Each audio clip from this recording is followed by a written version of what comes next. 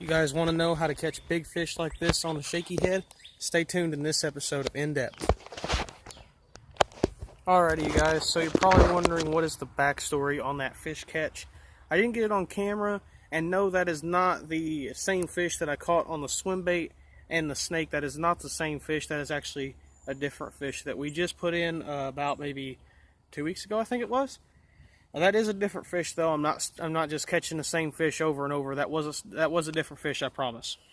So, what I caught that on was my white Mike Iaconelli rod, 15-pound fluoro with just a little jig head, and that kind of goes into what I was going to make an in-depth video on anyway. Now, how I caught that was I took a trick worm. Now, I took this color trick worm here. This is watermelon seed trick worm. I actually take right about 2 rings up, you hook it straight through just like that, like you would nose hook a bait on a drop shot. Then you go and push it up onto the barb, just like so, just like that.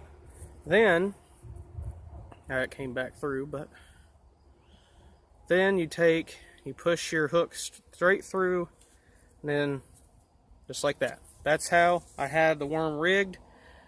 But you can also rig different baits. You can rig little baby beaver style baits on it. You can rig the Dox Lures flat runner.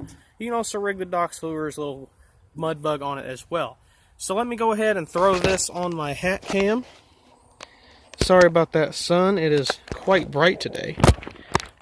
It actually rained for a little while today, and it finally let up. It actually rained for maybe I don't even think it rained for 10 seconds. But the clouds finally let up to where it's okay filming conditions.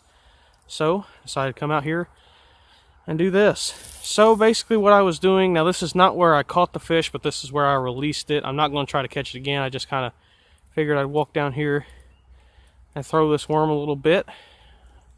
So, how I actually caught that fish, let's go ahead and walk down to the area where I caught the fish and show you guys exactly every single step I took and everything on how I caught this fish, okay? So I was fishing down at this end for most of the time, and I thought, well, maybe I'll fish down along this edge. Maybe there's something in this corner. I was actually, believe it or not, I was actually trying to get a bluegill on the shaky head because I was using a worm like this, the same worm, but it was broken half. So I was actually trying to catch a bluegill with it, see if I could. So what I did was I was standing right here, and I went like this right here, just like that, maybe a foot off the bank, and I let it sink completely down. So let's sit there, lift it up 1 time, 2 times, and I felt him hit, and I just jerked straight up and ended up catching him. That's literally all I did. And you guys can tell there's like a little mat of this, of like helicopters and small leaves and just all kinds of gunk and trash from the treetops that have been blown into here from the wind. So, that's literally all I was doing. Just like that, with little pumpkin seed, or no, what color is this called? I think this is called pumpkin seed. It's either watermelon seed or pumpkin seed. I can't remember which. It's basically like a watermelon red, just without the red.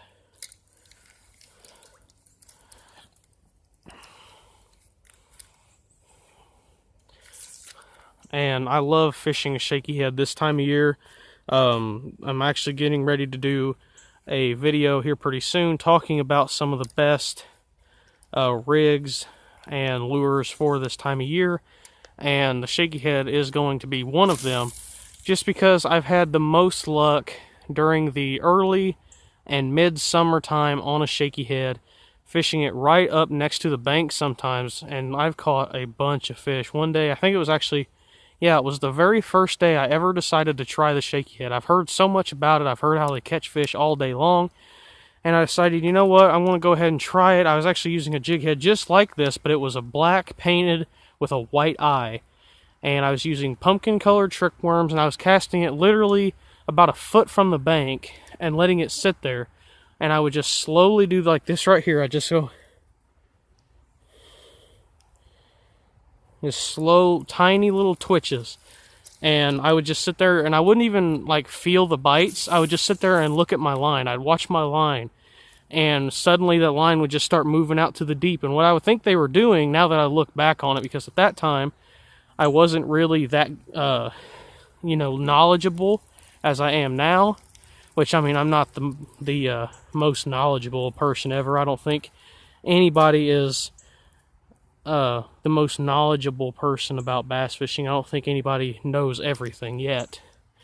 But what I believe they were doing, now that I am a little bit more knowledgeable, I think that what they were doing was they was coming from the deeper part, like the 5 to 6 foot area, coming up to that 2 foot area and feeding on bluegill. And they were just seeing that worm sitting there and thought it was just an easy little target. And I believe, now I could be wrong, maybe they were just sitting there right up next to the bank and I just couldn't see them. Maybe I'm wrong, but I believe, in my best opinion, I believe that's what they were doing, was they were coming from the deepest part and going up into the shallow and hitting bluegill, and they were eating the worms. They might have been even eating crawfish, who knows.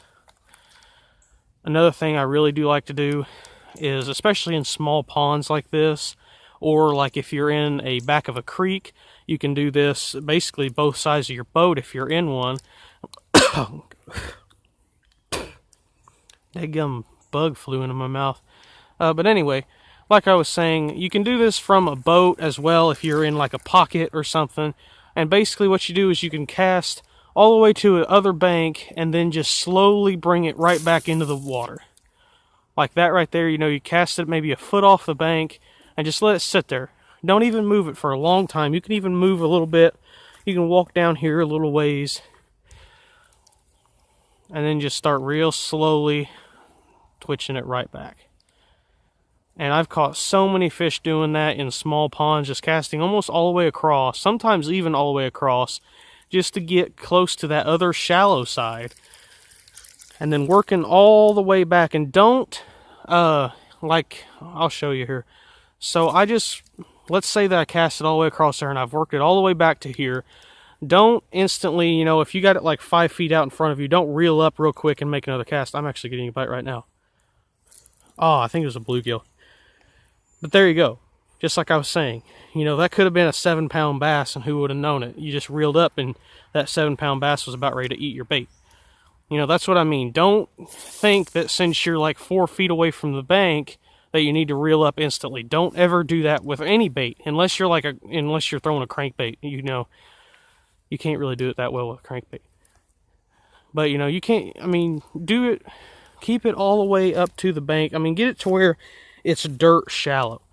Because, I mean, my first ever weighed 5-pounder on a whopper plopper hit literally where there was no water. Like, it nearly came all the way out of the water coming after the bait on a whopper plopper 130. You guys have heard that story. I've told it probably 1,000 times here on YouTube. But just like that, you know, if I would have lifted up that bait, you know, maybe that far out, if I would have just, oh, I'm getting too close and lifted it up, that fish probably either would never have hit or completely missed the bait. See that little stick right there? I thought that was a snake. Okay. But anyway, never bring your bait up out of the water unless it's like right up in the dirt shallow areas, because sometimes that fish is just going to nail it right at your feet. Another really good thing to do with a shaky head, this is actually how I caught my first fish on a shaky head ever, was I was sitting back maybe about 10 feet and I was casting up underneath of this old, I don't think it was called a willow tree. It almost looked like a giant sticker bush, but it didn't have stickers on it. Or thorns, whatever you want to call it. But it almost reminded me of a giant sticker bush, but it didn't have any thorns or anything on it. And I was casting underneath of it, and I think it was my second cast with it. I had actually got it hung in a tree, and I just let it sink back down, and I pulled up about a 2-pounder. And that's basically what started me throwing the shaky head, because of how quick I caught that fish. And another thing with a shaky head, if you're fishing shallow water, like right here, it's a foot to nothing. That's literally all this, from this brush pile straight over and all the way back, it's a foot to nothing. So, you know, making sure that you don't spook the fish is key when you're fishing in this shallow water. So you don't want to make a cast that is like throwing water in 4 different directions. you want to make as light of a cast as possible. And even if you're fishing in an area like this that is this small, you can flip your shaky head across the water or across the pond, and that makes it even better, because that way the fish don't detect your lure hitting the water. So you can just flip it and then just do a little bitty splash like that, and that fish that's out here, and like if you guys see that stick right there or this right here, that fish that's right there has no clue that your bait even hit the water, because you casted it a little bit further away from the brush and it hit very lightly. Another key thing with a shaky head is not going in with like 20-pound braid to a 30-pound monofilament leader and stuff like that. You have to go a little bit lighter. Now, me saying that and me literally just telling you that this is 15-pound monofilament or fluorocarbon, it kind of contradicts itself. Yes, it does. But this is a light action spinning rod. This is not a very heavy line, or not a very heavy rod. This is probably my lightest bass fishing rod that I have. So using 15-pound line gives it just a bit more sensitivity, in my opinion. The heavier line does with a lighter rod. That's why for a long time I used to use like 15 to 30-pound braid on very light lures, fishing them with like an old bluegill spinning rod. And that's something that a lot of people think is stupid, but I mean, you guys look at them those pro bass fishermen, they're always, with their spinning rods, they always have braid. And you're wondering, well, why in the world are they throwing 15-pound braid with like a 7-pound, or yeah, 7-pound, I meant 8-pound leader? Because that 8-pound leader is just for visibility. It is not to help with anything other than visibility. And if them bass professionals could, they would try to get away with just using straight braid. I've done it. I used to get away with straight braid just because our ponds around here aren't like super clean. So you could get away with 15-pound braid sometimes. But you guys see them people throwing 15, 20-pound braid with an 8-pound leader. The reason why they're doing that is that braid is sensitive. And if you're sitting there and you're like this right here, and maybe you're talking to the guy in the back of the boat, okay? You're sitting there paying attention to the back here. All of a sudden, that braid, you feel that braid thump, you know there's a fish on there. And the same way with like bigger monofilament or fluorocarbon. That's why you hardly ever see me throw anything other than 10-pound. Now, I used to have 8-pound on here, but it was way too light of line, and I wasn't detecting the bites. Now, I was catching fish. I caught a few fish using the 8-pound, but it was so light that I just couldn't feel the bites. There was actually a bite right there, I believe. Either that or it hit the bottom and it just snagged on something. Dadgum gnats flying into my mouth all the time. What's up with that? But anyway, yeah, I like to use a little bit heavier line, like 15-pound line. Now, if I had my choice of line, this here is just line that I could afford at the time. I would probably go with 10-pound Berkeley Trilene. I throw that on my other spinning rod, which is a little bit heavier than this one. And the 10-pound Berkeley Trilene is really, really strong. Like one time, I had it on a spinning rod, and I accidentally broke the rod and never broke the line. I ended up having to cut the line. That's how tough that stuff is. I literally broke the rod, but couldn't break the line. I mean, 10-pound line, depending on the brand that you buy, it mainly depends on the brand you buy sometimes. If you buy a junky brand of line, like in my professional, non-professional opinion, the P line is not a very good line. I've only ever bought one spool. I think I have a fish. I had a fish anyway. Now I've bought one spool of P line, and it was complete trash. I mean, I was breaking it while tying on lures. I was literally tying on lures and breaking it, just checking the knot. It was not good line. Now, in my opinion, even the $2 Omniflex line you buy at Walmart is a lot better than like that $30 line that you buy at Bass Pro. And I think the reason that is just because a lot of people don't give it credit. People think that, oh, it's $2. Why would you want to buy a $2 line when you can pay $30 for quality?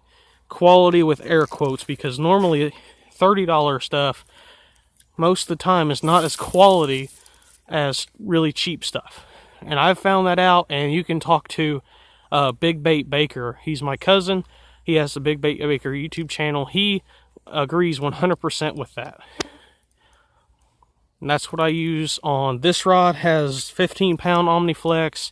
My big swim bait / catfish rod has a 20-pound Omniflex. And whatever monofilament wise line that I'm not using Berkeley Trilene, it's Omniflex. And if I'm using braid, it is always spider wire. Now, a lot of people give spider wire crap, but I mean, I've seen, and my grandpa, before he died, he always was a bluegill fisherman, and he used to use 10 to 15-pound spider wire braid. And we still have a rod in there in our tackle room in there that is still has the line that he tied on it, and it's been 10 years since he died, and it was long before he died too. So that shows you there that that stuff will hold its strength for a long time. It's still strong enough that my dad, when he went to check the knots on it, he couldn't break it. I mean, it's tough line. It is not junk. So there's a bluegill just busted the top there. So my favorite baits for using shaky heads, like I've already said, tiny brush hogs, like the baby brush hogs, work really well. Trick worms always work well. I mean, if you're going to be using a shaky head, the best worm out there is a trick worm or a finesse worm. Stick worms, like a Senko, don't even worry about using a stick worm on a shaky head. It's just a waste of time. If you're going to use a creature style bait, I would go with a brush hog or a Strike King baby rodent, or possibly even the what is it called? Oh, I can't remember the name of it. If I can remember the name of it, I'll tell you here in a second, but I can't. So use like smaller creature baits. Don't use like full size, 4-inch Reaction Innovation Sweet Beaver. That's a bit too big unless you got a mag shaky head. They do make some of those. I'm actually here pretty soon. I think I'm going to get some of the Strike King mag shaky heads. They got like 7/0 hooks in them, and those are for like the giant baits. But like I said, little creature baits like this, I don't actually know the name of this one. I think it's made by Yum, and I think this one here is made by Zoom. They're both really good. I'll actually throw one on here to show you how to rig a little creature bait like that on a shaky head. It is very much simple. That makes no sense. Very much simple. Good grammar there, buddy. Okay, basically you do just like you did earlier. You go straight through the nose. I'm rigging this backwards, but it doesn't matter. It's for a video. And you go straight through again, just like so. Put your hook point back in there. Now it's backwards, as you can tell by those sparkly parts, but that there will work just as well. So I hope you guys like this video. Like I said, I caught that fish on a green pumpkin, or no, a watermelon seed trick worm, and shaky heads just work this time of year. They just work so well that I thought I had to make a video. There's a giant bluegill right there in that brush pile. I might catch it on this, who knows. So thanks for watching, you guys. Make sure you like, comment, and subscribe if you haven't already. Bye.